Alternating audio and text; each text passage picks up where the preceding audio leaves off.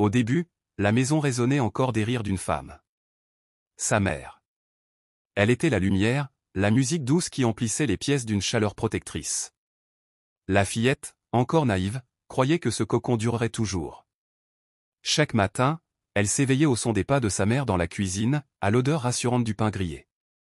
Elle croyait que rien ne pouvait éteindre cette sécurité, que son père, solide et respecté, serait toujours son refuge. Mais la vie, cruelle et imprévisible, en décida autrement. Sa mère tomba malade, et chaque jour, sa présence devint plus fragile, comme une bougie qui se consume trop vite. La fillette observait, impuissante, cette déchéance lente, les mains tremblantes, le souffle court, le sourire qui se fissurait sous la douleur. Et puis, une nuit, alors que la pluie battait les vitres, la maison entière fut plongée dans un silence nouveau, celui de l'absence. Sa mère venait de s'éteindre. À partir de ce jour, le monde changea de couleur. Les rideaux de la maison semblaient plus ternes, les murs plus froids. L'air même paraissait lourd. Son père, autrefois protecteur, ne fut plus qu'une ombre dure et distante. Le deuil, au lieu de l'unir à sa fille, l'éloigna d'elle. Il ne voyait plus en elle l'enfant fragile à protéger, mais le poids supplémentaire d'une responsabilité qu'il n'avait pas choisi de porter seul. La petite essaya d'abord de se rapprocher de lui. Elle cherchait ses yeux, un geste, une main tendue. Mais chaque tentative se heurta à une indifférence glaciale, ou à des mots secs qui coupaient comme des lames. Elle comprit vite qu'il ne la verrait plus comme sa fille, mais comme une ombre de plus dans la maison. Alors, le quotidien devint un apprentissage brutal. Les rires d'autrefois furent remplacés par des ordres. Les bras qu'il avait bercés furent remplacés par des tâches imposées, trop lourdes pour son âge. Elle, qui croyait être née pour être aimée, fut traitée comme une charge à discipliner. Les gestes tendres disparurent, les silences devinrent pesants, et chaque regard de son père portait le poids d'un reproche. Pourtant, malgré cette dureté, elle gardait au fond d'elle un souvenir précieux, le sourire de sa mère, cette caresse légère sur son front, cette voix qui murmurait des berceuses dans les nuits d'orage. Ce souvenir devint son refuge secret, sa force invisible. Quand les larmes menaçaient de couler, elle se souvenait de cette chaleur, et elle se redressait. Ainsi, dans cette maison devenue étrangère, l'innocence s'était brisée trop tôt. L'enfant comprit que le monde ne lui offrirait pas de refuge. Mais elle apprit aussi quelque chose d'inestimable, que la douleur pouvait être le creuset d'une force. Elle se promit, sans le dire, que cette injustice ne la définirait pas. Qu'un jour, elle ne serait plus la petite fille ignorée, mais une femme capable de se tenir debout. C'est dans cette fissure, dans cette fracture précoce, que naquit la première graine de sa résilience. Point dès l'aube, avant que le soleil ne colore l'horizon, elle était déjà debout. Pas pour jouer, pas pour rêver, mais pour obéir. Son père l'avait reléguée à un rôle que même les domestiques étrangers de la maison n'auraient pas accepté sans salaire, celui de servante sans droit, sans répit, sans reconnaissance. Dans sa propre maison, elle n'était plus une enfant, mais une paire de mains. Le réveil sonnait dans son corps avant même qu'il ne sonne dans la cour. Elle sortait de sa natte posée près de la porte, là où la poussière s'infiltrait chaque nuit, et elle commençait par balayer la cour encore endormie. Ses doigts engourdis par le froid se crispaient autour du balai de paille. Puis venait l'eau à puiser, les marmites à remplir, le feu à rallumer avec des souffles rapides qui noircissaient ses lèvres. Elle avait appris à travailler dans le silence, car le moindre retard attirait des reproches acides. Sa vie entière devint un enchaînement de gestes mécaniques, laver, cuisiner, servir, nettoyer, recommencer. Elle passait ses journées courbées, à frotter le sol jusqu'à ce que ses genoux soient marqués de callosité, à trier le mil dans des paniers trop lourds pour son âge, à porter des seaux d'eau qui lui sciaient les épaules. Elle servait ses frères et sœurs à table, debout derrière eux comme une étrangère, attendant qu'ils aient fini pour grignoter les restes, parfois même à la hâte, avant qu'on ne lui arrache l'assiette pour qu'elle retourne travailler. Les invités de passage la voyaient, mais ne disaient rien. On la présentait à demi-mot comme « la petite qui aide », comme si sa servitude était naturelle. Mais derrière les sourires polis, elle sentait les regards condescendants. On la jugeait sans savoir que son cœur, chaque jour, se serrait de plus en plus fort, pris entre la honte et la dignité qu'elle refusait d'abandonner. Les soirs étaient encore plus cruels que les matins. Elle n'avait pas de chambre. Son père, refusant de lui accorder un espace digne, lui avait assigné un coin du vestibule où elle roulait une natte fine. Le froid y entrait librement, accompagné parfois des rongeurs qui gratouillaient dans l'ombre. Mais elle serrait son vieux foulard contre elle et fermait les yeux. Dans ces instants, elle se répétait en silence, « Je ne suis pas que cela ». Chaque jour apportait son lot d'humiliation. Une assiette sale mal rincée, et c'était un coup sec sur l'épaule. Une chemise mal repassée, et c'était une avalanche de reproches. Son père la traitait comme une étrangère envahissante, jamais comme la chair de sa chair. Elle avait cessé d'attendre un merci, car même ses frères et sœurs, suivant l'exemple du patriarche, la voyaient comme une servante disponible, non comme une sœur à aimer. Pourtant, dans cette prison domestique, une force grandissait en elle. Car à force de vivre dans la dureté, elle développait une endurance hors du commun. Elle savait désormais se relever après chaque ordre aboyé, après chaque insulte avalée en silence. Son dos pliait, mais son âme ne cédait pas. Elle transformait chaque corvée en apprentissage, chaque humiliation en brique invisible d'une maison intérieure qu'elle bâtissait pour elle-même. Un soir, alors qu'elle frottait encore la cendre collée au fond d'une marmite, son père la fixa de ses yeux durs et lâcha d'une voix glaciale, « Tu n'es là que pour servir ». Cette phrase résonna en elle comme une condamnation. Mais au lieu de la briser, elle fit naître en elle une révolte muette. Elle comprit que, si elle acceptait cette sentence, sa vie entière resterait prisonnière de ce rôle. Elle ne répondit pas. Elle se contenta de souffler sur les braises, de voir la flamme renaître. Et dans cette flamme fragile, elle reconnut son propre reflet, petite, vacillante, mais indestructible. Index revers pointant vers la droite, blanc. Veux-tu que je poursuive directement avec le chapitre 3 ou le mépris des proches, ou préfères-tu que je te livre chaque chapitre uniquement à ta demande pour que tu aies le temps de valider le ton et le style? La maison vibrait d'une vie qui n'était pas la sienne. Dans le couloir, les rires de ses frères et sœurs la traversaient sans la toucher, comme si elle n'était qu'un courant d'air. On l'appelait d'une voix sèche jamais par son prénom entier, toujours raccourci, tordu pour qu'elle apporte un verre, ramasse une veste, essuie une tâche. Elle passait, invisible, un torchon à la main, et les conversations reprenaient aussitôt, comme si sa présence n'avait été qu'une interruption indésirable. À table, elle restait debout. Les assiettes cliquetaient, les plaisanteries fusaient, et parfois, un morceau de pain lui était tendu sans la regarder, au même titre que l'on tend une fourchette ou qu'on repousse une chaise. Quand elle osait s'asseoir au bord du banc, on lui rappelait une corvée oubliée, un seau à remplir, une chemise à repasser, et elle se relevait, docile, avec ce nœud familier dans la gorge. Un dimanche, la maison reçut des parents. Les odeurs de riz gras et d'épices emplissaient la cuisine. Dans le salon, on venait d'installer une nappe immaculée. Elle s'approcha pour disposer les verres. Une cousine de son âge, les ongles vernis et la voix trop haute, observa sa manière appliquée et lança, assez fort pour être entendu, « Chez nous, les servantes ne touchent pas aux verres en cristal. » Un petit rire suivit. Personne ne protesta.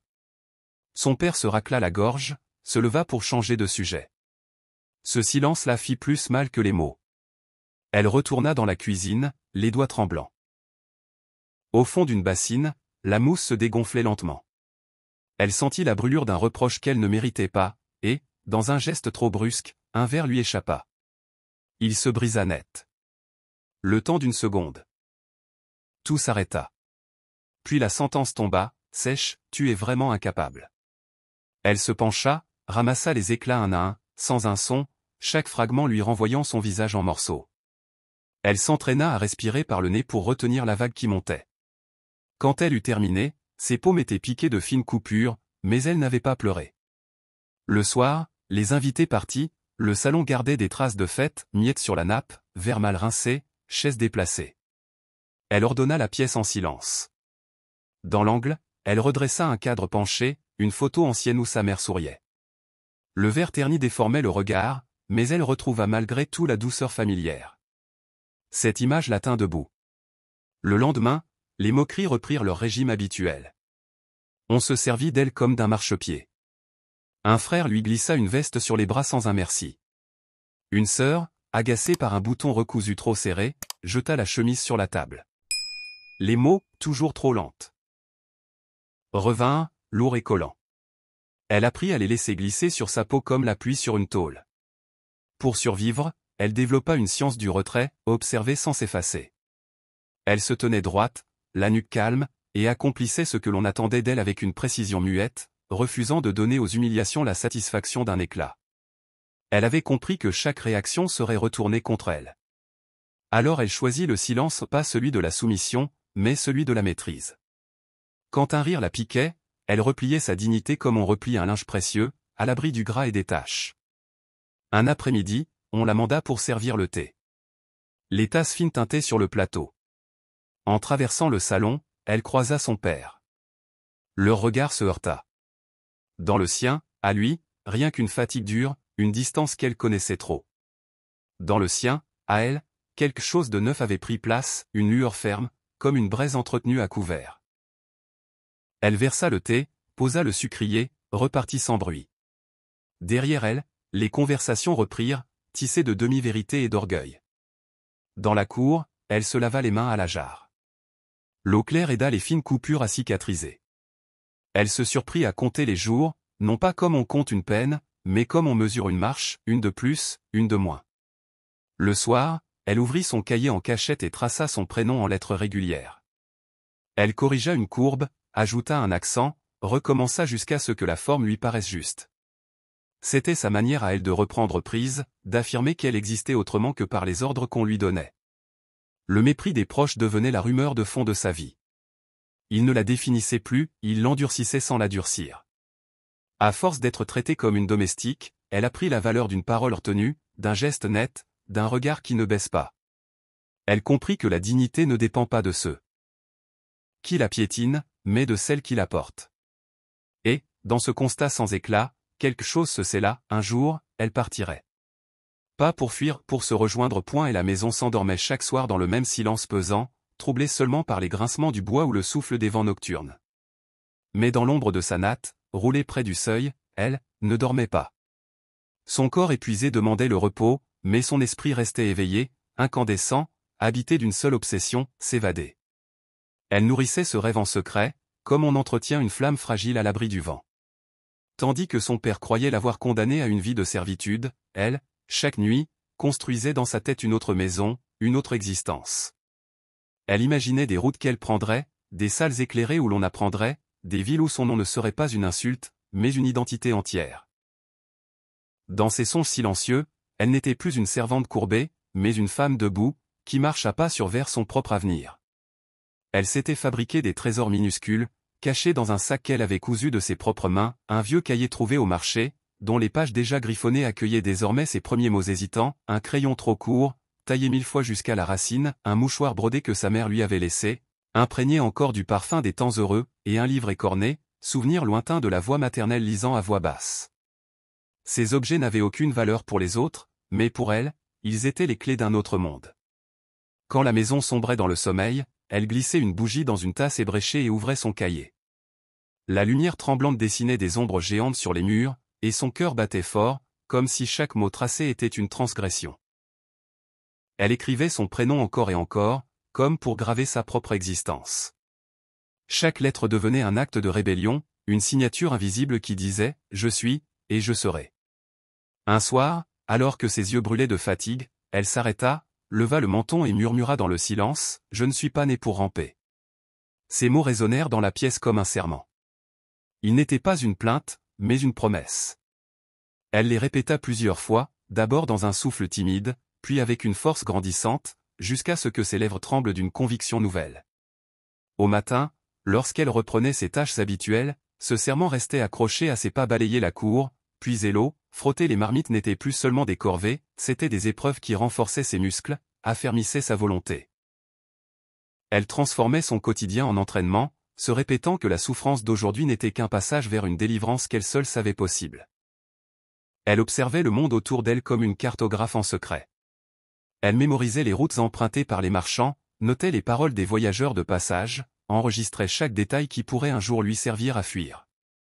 Elle se cachait pour écouter les récits des autres, ces hommes et femmes qui venaient de loin, apportant avec eux des histoires de villes pleines de lumière, d'écoles ouvertes, de métiers qu'elle n'aurait jamais osé imaginer. Chacune de ces histoires était pour elle une étincelle, un fragment de carte vers sa propre délivrance. Elle ne partageait son rêve avec personne. Ni ses frères et sœurs, qui l'auraient raillé, ni son père, qui l'aurait brisé davantage. Elle le gardait au fond d'elle, comme un diamant brut qu'on protège des regards. Plus le mépris la frappait, plus son rêve grandissait, solide, inviolable.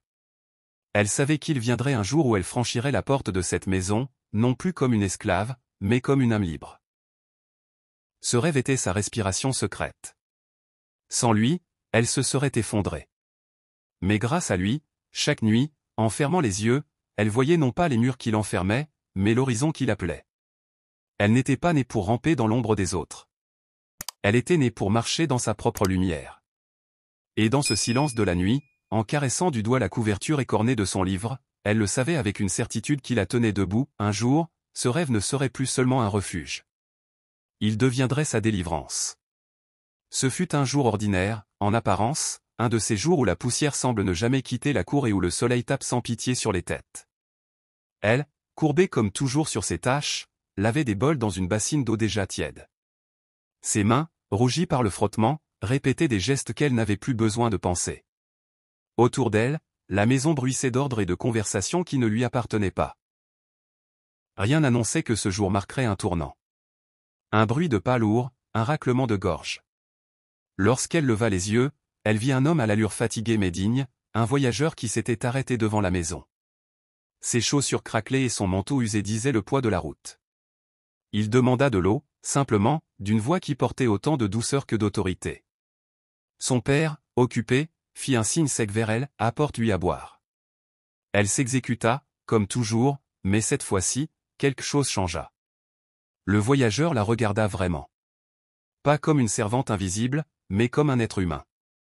Lorsqu'elle lui tendit la calebasse d'eau fraîche, il sourit, un sourire sincère, et la remercia avec une chaleur qui la troubla. Elle baissa les yeux, mais son cœur battait plus vite. C'était si rare qu'on la considère. L'homme engagea la conversation, d'abord par curiosité, puis par intérêt véritable. Il lui demanda son nom, et elle le dit d'une voix timide. Il lui posa des questions simples, savait-elle lire, écrivait-elle un peu? À chaque réponse, il lisait dans ses yeux cette étincelle qu'elle avait si souvent tenté de cacher. Quand elle osa avouer qu'elle aimait les livres et qu'elle s'exerçait en cachette à écrire, son regard s'illumina. « Tu as une soif que je reconnais, dit-il. Une soif qu'aucune corvée ne peut éteindre. » Ces mots tombèrent comme une pluie sur une terre aride. Elle resta figée, incapable de répondre, mais en elle, un frisson de joie mêlé d'espoir se déploya. Il lui raconta alors qu'il était maître d'école dans une ville voisine. Ses élèves n'étaient pas riches, ses salles de classe n'avaient rien de luxueux, mais là-bas, disait-il, on posait des questions, on apprenait, on grandissait. Ses yeux s'animèrent en décrivant des enfants qui, chaque matin, franchissaient la porte de sa petite école avec des cahiers sous le bras. Elle l'écoutait comme on écoute un conteur venu d'un autre monde. Avant de repartir, il sortit de sa besace un petit manuel jauni, aux coins abîmés, et un bout de papier sur lequel il griffonna une adresse. Il lui tendit le tout. « Si un jour tu veux apprendre davantage, viens. Personne n'a le droit de décider de ta valeur à ta place. » Ces paroles la transpercèrent. Elle les grava aussitôt dans son cœur, consciente qu'elle venait de changer le cours de sa vie. Elle ne savait pas encore comment, ni quand, mais elle savait que ces mots deviendraient son fil d'or dans la nuit. Le soir venu, alors qu'elle rangeait la maison après le départ des invités, elle glissa le manuel sous sa natte, comme on cache un trésor.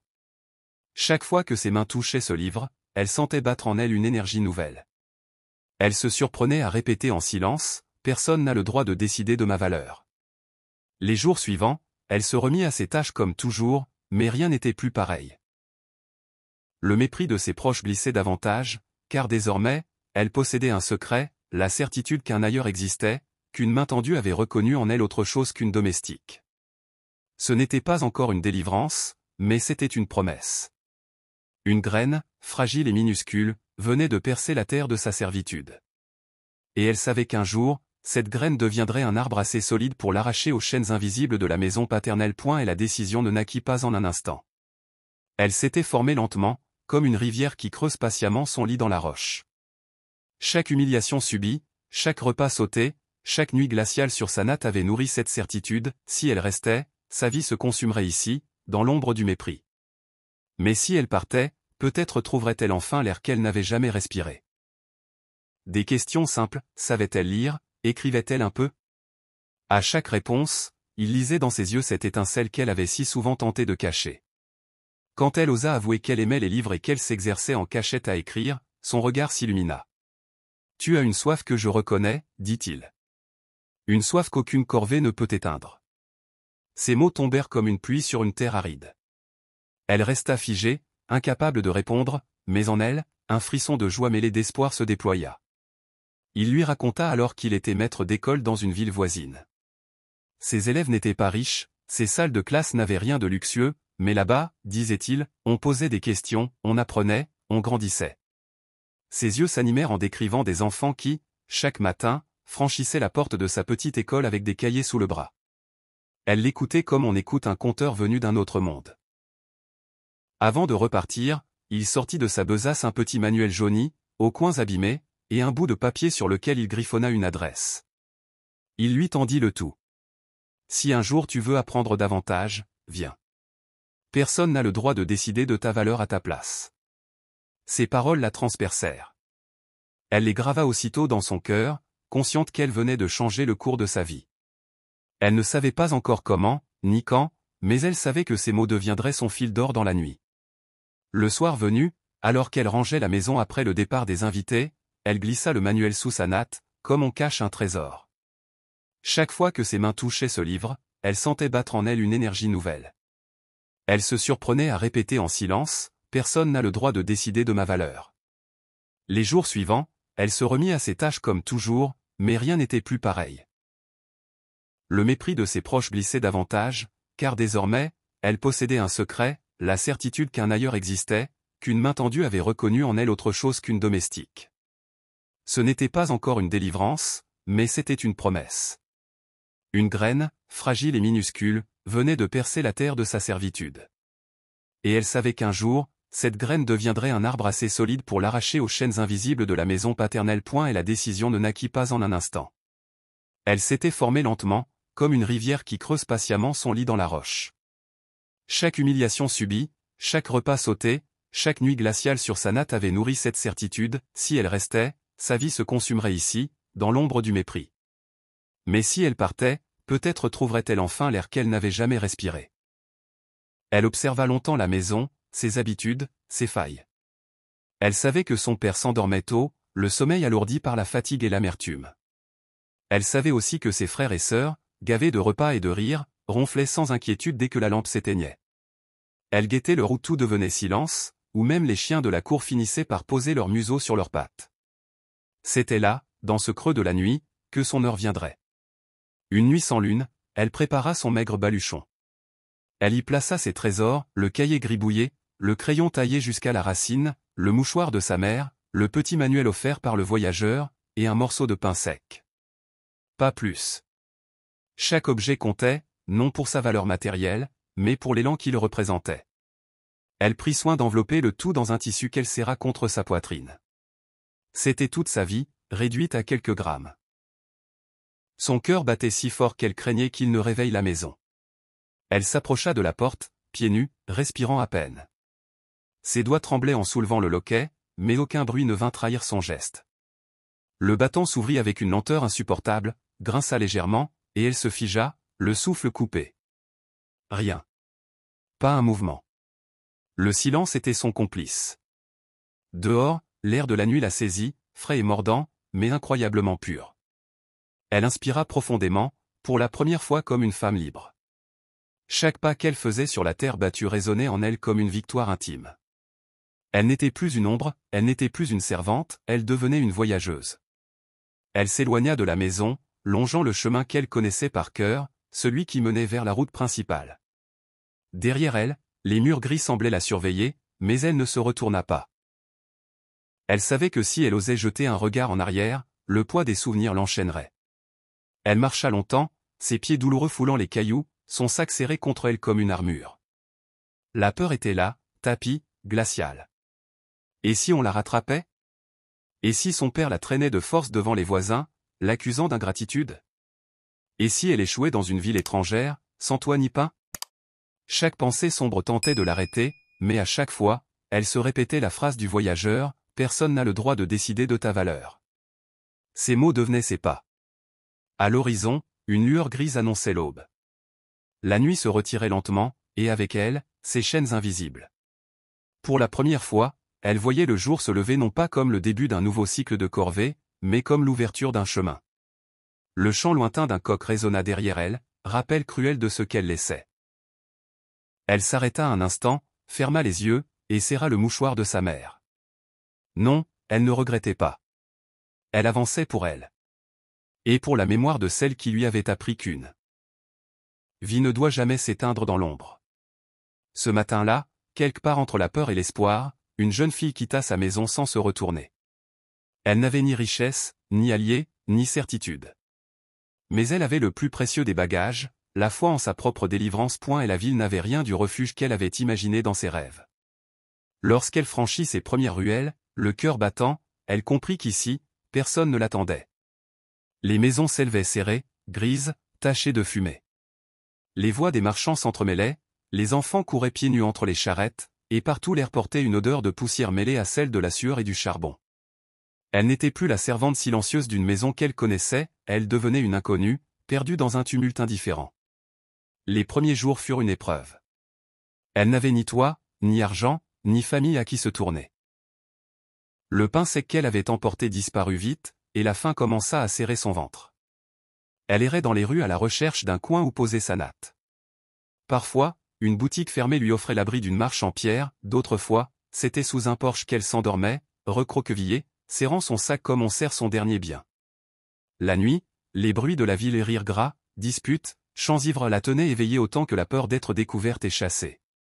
Mais sa volonté tenait bon. Elle s'était juré qu'elle ne ramperait plus jamais dans les ombres d'autrui.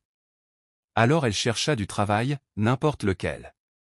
Au marché, elle proposa de porter des paniers trop lourds pour ses bras maigres. Chez une vieille vendeuse de légumes, elle nettoya des épluchures et reçut, en échange, une poignée de morceaux de manioc. Chaque tâche accomplie, aussi infime soit-elle, devenait pour elle un pas de plus dans sa conquête du monde. La fatigue était écrasante. Ses mains, déjà usées par des années de servitude, s'entaillaient de nouveau sur les caisses de bois, sur les cordes trop rugueuses. Mais cette fois, elle ne travaillait pas pour l'indifférence d'un père, ni pour les rires moqueurs de ses frères, elle travaillait pour elle. Et cela changeait tout. Chaque goutte de sueur était une pièce d'une nouvelle fondation. Peu à peu, elle croisa des regards moins durs. Une voisine, compatissante, partagea avec elle un bol de soupe chaude un soir où la pluie l'avait trempée jusqu'aux os. Un vieux libraire, intrigué de la voir s'attarder devant sa vitrine, lui permit de feuilleter des livres défraîchis en échange de quelques coups de balai dans sa boutique. Ces rencontres furent des miracles minuscules, mais elles allumèrent en elle des étincelles d'espérance. Un après-midi, alors qu'elle pliait des tissus dans l'arrière-boutique d'une couturière, celle-ci l'observa en silence. « Tu as l'œil attentif », dit-elle simplement. Et ce soir-là, elle lui montra comment enfiler une aiguille, tracer une couture droite. Ce geste, anodin pour d'autres, fut pour elle une révélation, ses mains, qui n'avaient connu que la corvée, pouvaient aussi créer. Dans le fil qui glissait entre ses doigts, elle découvrit un pouvoir nouveau, celui de transformer une matière brute en quelque chose d'utile, parfois même de beau. Ses journées se divisèrent bientôt en deux, les travaux de survie, et les heures volées à la couturière pour apprendre. La nuit, malgré la fatigue, elle ouvrait encore son cahier. Ses lettres s'affermissaient, ses chiffres s'alignaient mieux. Elle se souvenait de l'adresse griffonnée par le voyageur et, un matin, rassembla son courage pour s'y rendre. L'école était une bâtisse modeste qui sentait la craie et la poussière chaude. Les bancs étaient usés, les murs écaillés, mais la salle vibrait d'une énergie nouvelle. Le maître la reconnut aussitôt, « Tu es venu », dit-il avec un sourire. Elle hocha la tête, incapable de parler tant l'émotion la submergeait.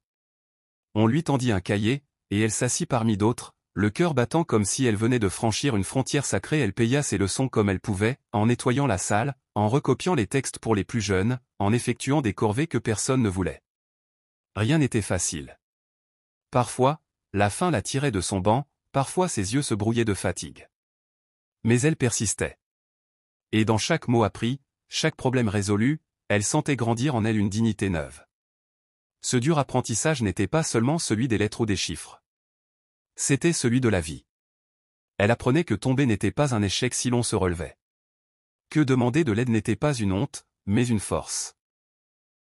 Que le courage ne se mesurait pas au poids des tâches, mais à la constance avec laquelle on les affrontait. Ainsi, dans cette ville rude et indifférente, elle forgeait son avenir. Ses épaules s'étaient redressées, son regard s'était affirmé. Elle n'était plus la servante ignorée dans sa maison paternelle, elle devenait une élève, une ouvrière, une femme en construction. Chaque jour arraché au découragement faisait d'elle une bâtisseuse.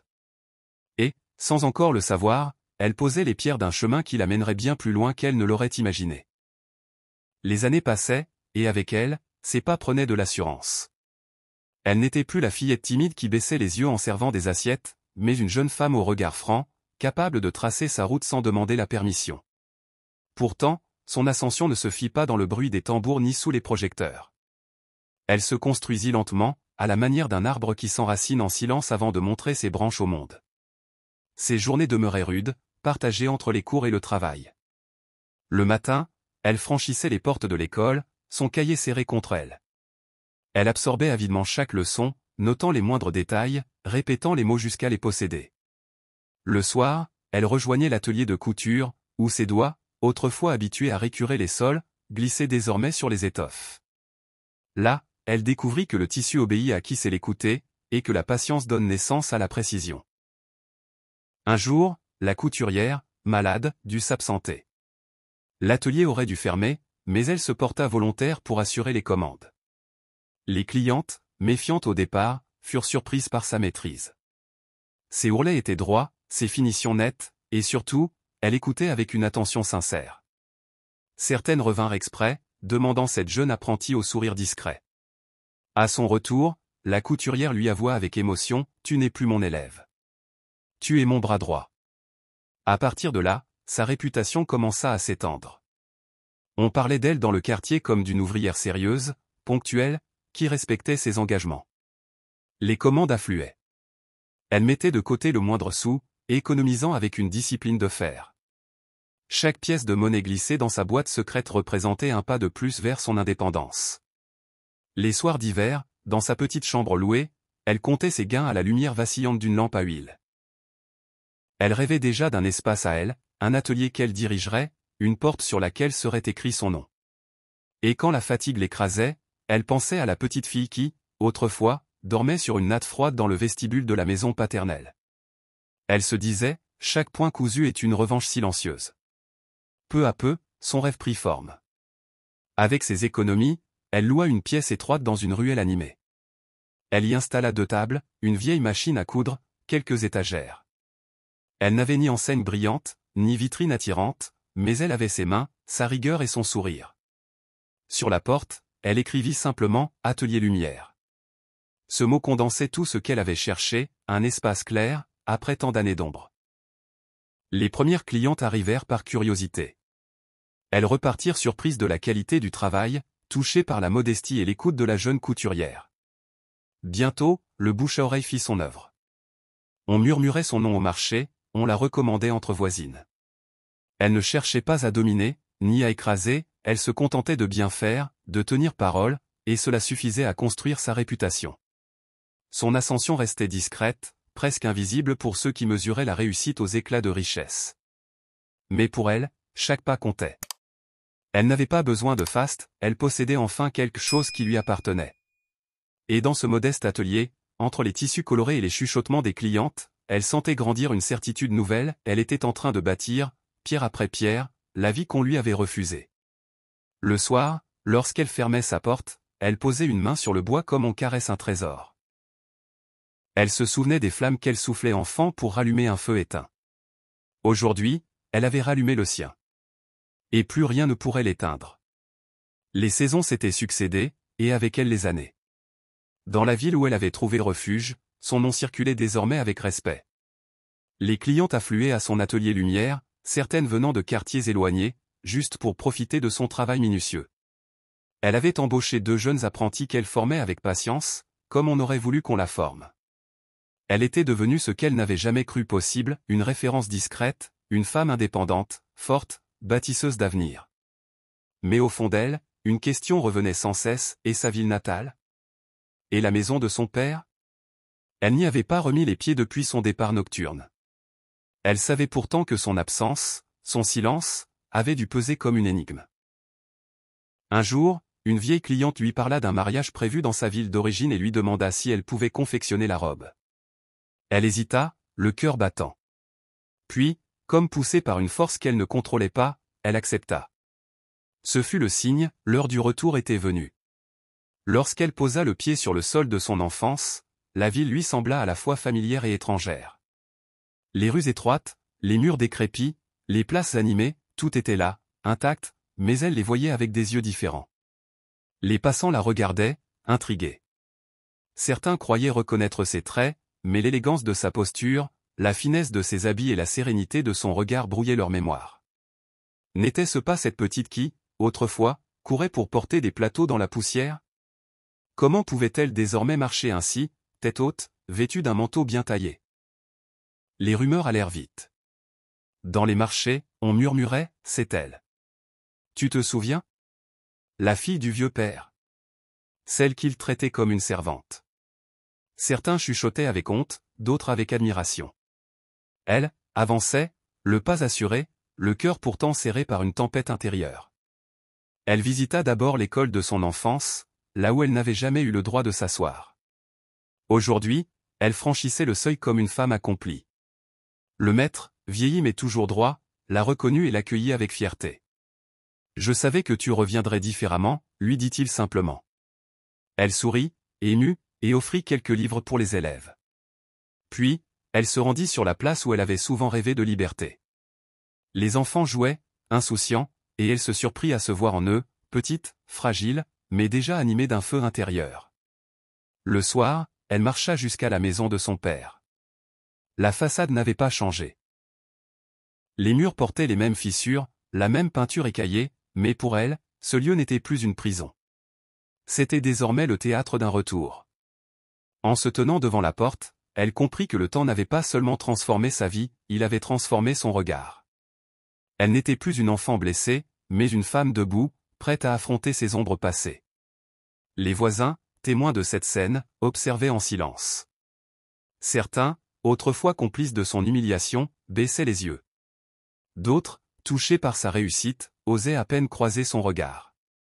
Elle ne cherchait pas à les défier. Elle marchait simplement, avec cette élégance silencieuse qui en disait plus qu'un discours. Ce retour n'était pas une revanche éclatante, mais un témoignage. En franchissant de nouveau ces rues, elle voulait montrer que rien, ni le rejet, ni la souffrance, ni l'indifférence, n'avait pu briser sa valeur. Elle portait sur ses épaules l'histoire de toutes celles qu'on croyait condamnées au silence. Et à chaque pas, son ombre grandissait, rappelant à tous que la dignité, même enterrée, finit toujours par renaître. La maison de son père se dressait devant elle, semblable à un fantôme du passé. Les murs craquelaient, la peinture écaillée, la porte de bois usée par le temps, rien n'avait changé, et pourtant tout était différent. Elle, surtout.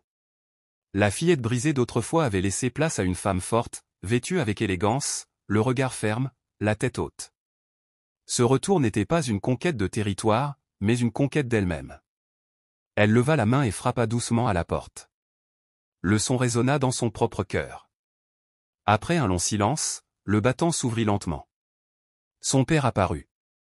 Vieilli, amaigri, voûté par les années et le poids de ses propres choix. Ses yeux se plissèrent, d'abord dans l'incertitude, puis dans la reconnaissance. Oui, c'était bien elle. Mais pas celle qu'il avait laissée partir. Ce visage, désormais marqué de maturité et de force, ne demandait plus rien. Il s'imposait, sans violence, comme une évidence. Leurs regards se croisèrent, et dans ce face-à-face silencieux, toute une histoire se déroula, les humiliations, les nuits de froid, les ordres aboyés, les larmes retenues, mais aussi la résistance, les serments murmurés dans l'ombre, l'apprentissage clandestin, et l'ascension lente mais irréversible. Le père ouvrit la bouche, tenta quelques mots maladroits, moitié excuse, moitié justification. Elle resta calme, immobile, le regard droit. Elle entra.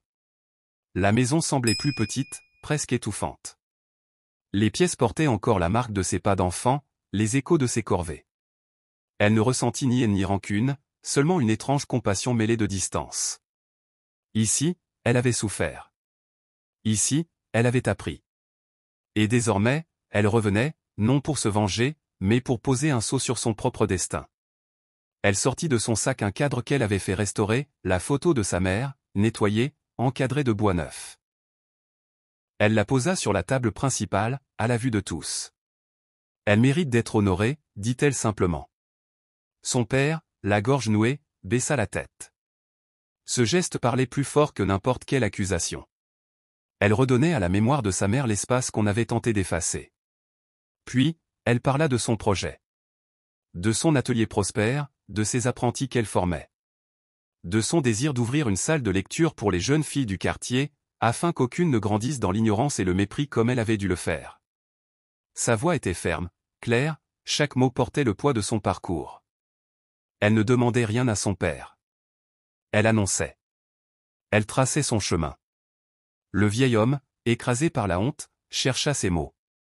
Mais elle ne l'attendait plus. Elle ne vivait plus pour recevoir son approbation. Ce jour-là, elle ne venait pas qu'en tant que fille rejetée, elle revenait comme femme accomplie, comme héritière de sa propre dignité. Quand elle ressortit de la maison, la lumière de l'après-midi embrassa son visage. Les voisins, témoins discrets, la regardaient passer. Certains chuchotaient encore, mais la plupart restaient muets devant l'évidence, la petite servante humiliée d'autrefois était revenue, transformée, respectée, indestructible. Elle marcha lentement dans la rue, son pas résonnant comme un écho d'avenir. Non, sa revanche n'était pas faite de cris ni de rancune. Sa revanche, c'était sa réussite. Sa revanche, c'était sa liberté. Sa revanche, c'était de montrer, par sa seule présence, que rien ni personne n'avait pu la réduire. Et tandis que la porte de la maison se refermait derrière elle, une certitude se grava dans son cœur, elle avait fermé le chapitre de la douleur pour ouvrir celui de la dignité. Sa vraie victoire n'était pas d'avoir prouvé sa valeur aux autres, mais d'avoir enfin reconnu sa valeur à elle-même. Étincelle fin du récit. Abonnez-vous maintenant, cliquez sur le bouton « J'aime ».